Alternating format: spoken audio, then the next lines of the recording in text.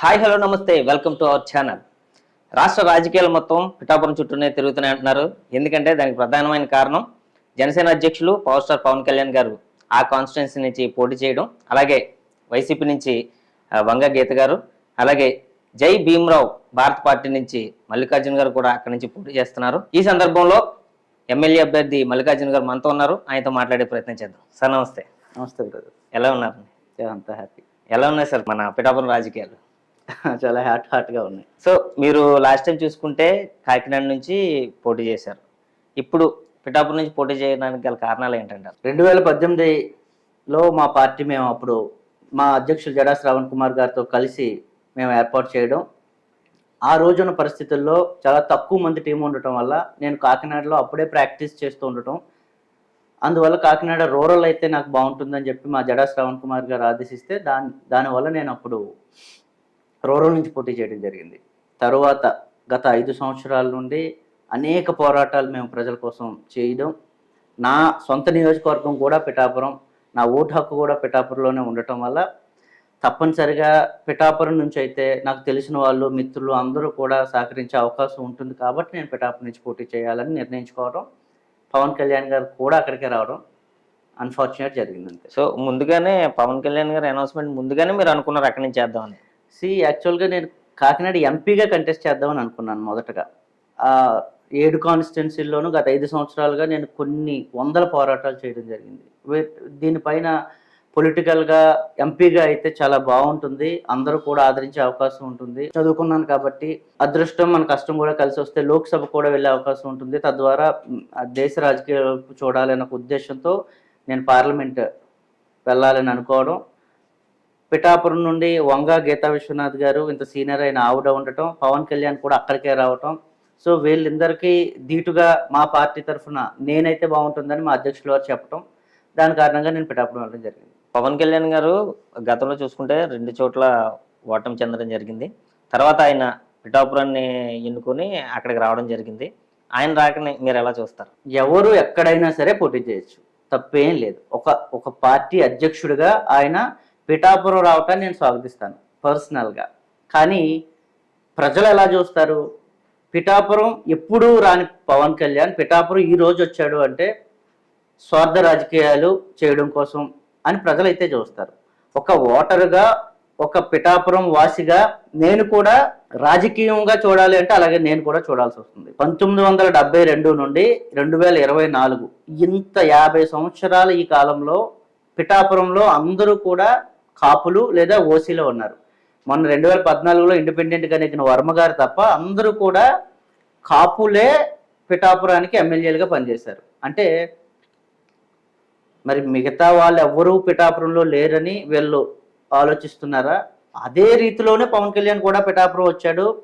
2019లో భీమవరంలో గాజువాకలో ఓడిపోయిన ఆయన ఈరోజు కాపులు ఎక్కువగా ఉన్నారని, 50 సంవత్సరాలుగా కాపులు మాత్రమే పిఠాపురాన్ని పరిపాలిస్తున్నారు కాబట్టి నేను కూడా వచ్చి అక్కడ ఉండాలి ఎమ్మెల్యేగా, అక్కడ కూడా పోటీ చేస్తే అవకాశం వస్తుందేమో అని పవన్ కళ్యాణ్ వచ్చాడని నేనైతే చూస్తా ఉన్నాను. సరే, ఆయన అయితే రీసెంట్గా పిఠాపురం వచ్చినప్పుడు కూడా చాలా వాగ్దానాలు అయితే చేశారు. సిల్క్ సిటీగా మన చేబ్రోలు చేస్తానని, స్మార్ట్ సిటీ పిఠాపురం చేస్తానని చాలా వాగ్దానాలు అయితే చేశారు. సో అవుతాయంటారు అవన్నీ? జనాధారణ పవన్ కళ్యాణ్ భీమవరం ఎన్నిసార్లు వెళ్ళాడు, గాజువాక్ ఎన్నిసార్లు వెళ్ళాడు, రేపు పొద్దుట పిఠాపురం కూడా వచ్చి ఒక సినిమా డైలాగులు చెప్పినట్టుగా రకరకాల ప్రామిసులు చేసుకుంటూ పోతే ప్రజలు చూస్తూ ఉంటారుగా. పొరపాటున ఓడిపోతే మళ్ళీ వస్తాడా? ఆ ఊరైనా వచ్చి అసలు చూస్తాడా ప్రజల్ని? ఇక ముందు ఏమైనా చూశాడా? భీమవరంలో గాజువాకలో ఆయన ఏమైనా బెటర్గా ప్రజల కోసం కష్టపడి పనిచేసి ఉంటే పిఠాపురం ప్రజలు నమ్మేవారేమో. కాబట్టి ఆయన ఓడినా అక్కడ ఉండడు, గెలిచినా అసలు ఉండడు అని నేను భావిస్తూ ఉన్నాను. ఇప్పుడు చూసుకున్నట్టయితే పిఠాపురానికి చాలా ప్రాముఖ్యత వచ్చింది. అంటే చాలా మంది నా సన్నిహితులు కూడా ఒకప్పుడు హైదరాబాద్ లాంటి ప్రాంతానికి వెళ్ళినప్పుడు మీది ఏ ఊరు అంటే కాకినాడ అని చెప్పుకునే పరిస్థితి. ఈరోజు ఢిల్లీలో కూడా పిఠాపురం తెలుసు. సో ఇదంతా పవన్ కళ్యాణ్ వాళ్ళు కాదంటారా? ఇది కాదు, పిఠాపురం అనేది కొన్ని వందల సంవత్సరాల చరిత్ర కలిగిన ఒక మంచి ప్రదేశం. అవును, పవన్ కళ్యాణ్ అనే ఒక చరిష్మా, ఒక సినిమా చరిష్మా ఉన్న పర్సనాలిటీ వచ్చిన తర్వాత, ఈ సోషల్ మీడియా ఇంపాక్ట్ పెరిగిన తర్వాత మీరు అన్నది నిజంగానే ఇంపాక్ట్ అయ్యింది. కానీ పిఠాపురం రేపు పొద్దున పవన్ కళ్యాణ్ ఓడిపోతే ఉంటాడా, గెలిస్తే ఉంటాడా, ఇవన్నీ కూడా చూస్తారు. మరి ఇంత హడావుడి రాజకీయాలు చేసే పిఠాపురంలో హెలీప్యాడ్లతో హెలికాప్టర్ రాజకీయాలు కూడా చేసిన ఇదే పవన్ కళ్యాణ్ రేపు పొద్దున పొరపాటున ఓడిపోతే పిఠాపురం వైపు ఎవరైనా చూస్తారా? ఎంత హైప్ తీసుకెళ్ళిన ఇదే పవన్ కళ్యాణ్ మీరు అన్నట్టుగా అక్కడ ఒకేసారి పడేస్తే ప్రజల పరిస్థితి ఏంటి? ఎంతోమంది ఇటువైపు చూసి ఇంత దారుణంగా మోసపోయి రేపు పొద్దుట పిఠాపురంలో పవన్ కళ్యాణ్ ఓడిపోయే అవకాశాలు ఎక్కువగా ఉన్నాయని నేను భావిస్తా ఉన్నాను. ఓడిపోయినా నేను ఇక్కడ ఉంటాను అని చెప్పి పవన్ కళ్యాణ్ ఇప్పటికీ కూడా స్టేట్మెంట్ ఇవ్వలేదు. సో దాన్ని కూడా ప్రజలు చూస్తారు. సో పిఠాపురం ఎక్కడున్నా సరే పిఠాపురం దాని చరిత్ర పిఠాపురంకే ఉంటుంది. పవన్ కళ్యాణ్ వచ్చినా మరొకరు ఎవరు వచ్చినా సరే పిఠాపురానికి ప్రత్యేకంగా ఏది కొత్తగా వచ్చేది లేదు. సో పవన్ కళ్యాణ్ వెనకాల తిరిగే కొంతమంది అనుచరులు ఎవరైతే ఉన్నారో వాళ్ళు మాకు అధికారం వచ్చినా రాకపోయినా పవన్ కళ్యాణ్ మనస్తత్వం ఏంటంటే ఆయన సంపాదించైనా తెచ్చి పేదవాళ్ళకి పెడతాడు. గతంలో ఒక 30 కోట్లు కౌలు రైతులకు ఇవ్వడం అయితేనేమి ఇలాంటివన్నీ బేస్ చేసుకొని అంటున్నారు. అంటే ఆ రెమ్యూనరేషన్ వాళ్ళ సినిమాలు తీసుకుని రెమ్యూనరేషన్ తెచ్చి ప్రజలకు పెడతాడు అని చెప్పేసి అని అయితే అంటున్నారు. అది ఎంతవరకు కరెక్ట్ అంటారు? ఇక్కడ 2 రకాలు చూడాలి. సినిమా ద్వారా రెమ్యూనరేషన్ ఎవరు ఇస్తున్నారు? ఇదే ప్రజలు ఇస్తున్నారు కదా. ఇదే ప్రజలు రెమ్యూనరేషన్ అంటే సినిమా 100 రూపాయలు, 200, 500, 1000 రూపాయలు అని చెప్పి ప్రజలు ఈ పిల్లలందరూ కూడా కష్టపడి పనిచేసిన ప్రతి రూపాయిని అదే పవన్ కళ్యాణ్కి ఇస్తుంటే దానిలో కొంత ఇదే ప్రజలకి ఇస్తున్నాడు. నేను దాన్ని అప్రిషియేట్ చేస్తాను. కానీ మనం 2 చూడాలి. ఎక్కడ ఈయన కష్టపడుతున్నాడు? కష్టానికి తగ్గ ప్రతిఫలమే పవన్ కళ్యాణ్ రేపు పొద్దున్న పొందుతున్నాడా? అది కూడా ప్రజలు చూస్తారు. నేనేమంటానంటే ఒక సినిమా తీసిన డబ్బుతో కొన్ని 10 కోట్ల రూపాయలు సహాయం చేశాడు అంటాను. కొన్ని 100 కోట్ల రూపాయలు ఆయన సంపాదిస్తూ ఉన్నాడు. నేనేం చెప్తున్నానంటే అసలు పవన్ కళ్యాణ్ కనే కాదు సినీ గ్లామర్ అని ఎవరైతే వస్తా ఉన్నారో వీళ్ళందరికీ కూడా ఏదో ఒక చోట ఒక ఫుల్ స్టాప్ ఉండాలి అంటాను. అంటే వీళ్ళు తీసే సినిమా ఎంత బడ్జెట్లో తీస్తున్నారు, వీళ్ళు ఎంత రెమ్యూనరేషన్ తీసుకుంటున్నారు, ఆ రెమ్యూనరేషన్కి ఎక్కడో ఒక పోలిక ఉండాలి. ఒక రాష్ట్రంలో ఒక దేశంలో ఒక ఉన్నత చదువులు చదువుకుని ఒక మంచి వ్యక్తికి వచ్చే శాలరీ ఎంత, ఆయనకి ఇన్కమ్ ఎంత, వీళ్ళొక సినిమా ద్వారా సంపాదించే ఇన్కమ్ ఎంత, వీళ్ళందరికంటే వీళ్ళు గొప్ప నువ్వు వీళ్ళ తీసే ప్రొఫెషన్ని నేను తప్పుపట్టట్లేదు. కానీ ఇంత డబ్బు అడ్డంగానో ఇంత డబ్బు దారుణంగా సంపాదిస్తున్నారు కాబట్టే వీళ్ళందరూ సినిమాల్లోకి నుంచి రాజకీయాల్లోకి రావడం జరిగింది. వీళ్ళకి లక్షల రూపాయల్లోనూ పారితోషికం ఉండుంటే ఇంత లగ్జరీ లైఫ్ వీళ్ళు ఎంజాయ్ చేసేవారా? ఈ విధంగా హెలికాప్టర్లో తిరిగేవారా? ఈ విధంగా ప్రజలకు 100 కోట్లు 10 కోట్లు అని చెప్పి వీళ్ళు పంచడానికి సిద్ధంగా ఉండేవారా? ఇదంతా కూడా రాజకీయంలో భాగంగా ఒక స్కెచ్ అంటా నేనైతే. సమాజంలో ప్రజాస్వామ్యంలో కష్టానికి తగ్గ ప్రతిఫలం ఉండాలి అని ప్రతి ఒక్కరూ కోరుకోవాలి. వీళ్ళు కష్టపడ్డదానికి కొన్ని 100,000 రెట్లు ఎక్కువ తీసుకుంటున్నారు కాబట్టి అది ప్రజలకు పంచుతున్నామన్న భ్రమలో ప్రజల దగ్గర నుంచి తీసుకున్నదే వాళ్ళకి ఇస్తా ఉన్నారని నేను అంటాను. కావాలని ప్రొడ్యూసర్స్ దగ్గర నుంచి కూడా ఆఫర్స్ వస్తున్నాయి కదా సార్. మరి అంటే వీళ్ళు తీసుకోవడం ఎంతైతే ఇది ఉందో ఇచ్చేవాళ్ళు ఉన్నప్పుడే కదా తీసుకుంటారు. ట్రూ. నేనేమంటానంటే అదే సినిమాకి సమ్ అమౌంట్తో ఒక సినిమా బడ్జెట్ తీస్తే అది చూసే ప్రేక్షకులకు వీక్షకులకు కూడా చాలా తక్కువ బడ్జెట్లో టికెట్ని కానీ మరి అన్నీ కూడా ప్రొవైడ్ చేయాలంటాను. లగ్జరీగా 100 కోట్ల రూపాయలతో థియేటర్స్ కట్టి ఒక చిన్న స్నాక్స్ తినాలి అనుకుంటే ఒక సినిమా టికెట్ 200, 300, 400, 500 రూపాయలు ఉంటే స్నాక్స్ కూడా 500, 1000 రూపాయలు ఛార్జ్ చేసే చాలా థియేటర్స్ ఉన్నాయి. మనం ఎప్పుడు కూడా ఎంటర్టైన్మెంట్ని ఎంత తక్కువ బడ్జెట్లో ప్రజలకు అందించాలి అనేది అందరూ కూడా ఆలోచించాలి. 100 కోట్ల రూపాయలు వీళ్ళే రెమ్యూనరేషన్ తీసుకుంటే ఆ ప్రొడ్యూసర్ యొక్క పరిస్థితి ఏంటి? 100% ఆయన కూడా 1000 కోట్ల రూపాయల బడ్జెట్ లాగా వెళ్ళి అది ప్రజల మీదే రుద్ది తద్వారానే వీళ్ళందరికీ కూడా న్యాయం చేయడానికి ప్రయత్నం చేస్తాడు. ఒక హీరో మాత్రమే కష్టపడతాడా? రకరకాల టెక్నీషియన్స్ ఉంటారు కదా. 24 క్రాఫ్ట్స్. సో ఈ 24 క్రాఫ్ట్స్ కి సంబంధించిన అందరూ కష్టపడితే ఆ సినిమా అనేది అవుట్పుట్ వస్తుంది. మరి అందరికి ఇంత పారితోషికం ఇవ్వగలరా? వీళ్ళ దగ్గర ఒక ప్రజాదరణ ఉంది లేదా ఈ టైప్ ఆఫ్ రాజకీయం కోసం వీళ్ళు 100 కోట్ల బ్లాక్ మనీని వైట్ మనీని సంపాదించి అది తెచ్చి రాజకీయాల్లోకి పెడుతున్నారు. ఈయన అంటాడు జీరో పాలిటిక్స్ లేదా డబ్బులు తీసుకోకుండా రాజకీయాలు చేయాలి అని. మరి ఇంత డబ్బు సంపాదించే ఈయన ఏ విధంగా పాలిటిక్స్ చేయాలని కూడా ప్రజలకు చెప్పాలిగా. ఇదే పవన్ కళ్యాణ్ పిఠాపురం కాన్స్టిట్యున్సీకి అతి తక్కువ మంది టీంతో వచ్చి గ్రామాన ప్రతి గడప తొక్కి నిజమైన కష్టాలు తెలుసుకోవడానికి ఏమైనా ప్రయత్నం చేస్తా ఉన్నాడా? సో హెలికాప్టర్లో రావటం, హడావుడిగా కొన్ని వందల సైన్యంతో ఈయన రావటం, ఒక ఒక ఆవేశంగా ఒక హడావుడి రాజకీయాలు చేస్తూ ప్రజల్ని ఒక మాయలోకి తీసుకుని వచ్చి, ఇందాక మీరు అన్నట్టుగా పిఠాపురం చాలా శాంతియుతంగా, చాలా కూల్గా ఉండే ఈ పిఠాపురం కొన్ని సంవత్సరాలు, కొన్ని పదుల మంది ఎమ్మెల్యేలుగా పనిచేసిన ఇదే పిఠాపురం ఈ రోజు ఎంత హైప్ వచ్చింది అంటే అది పాజిటివ్ అనుకుంటున్నారు చాలా మంది తప్ప అది నెగిటివ్.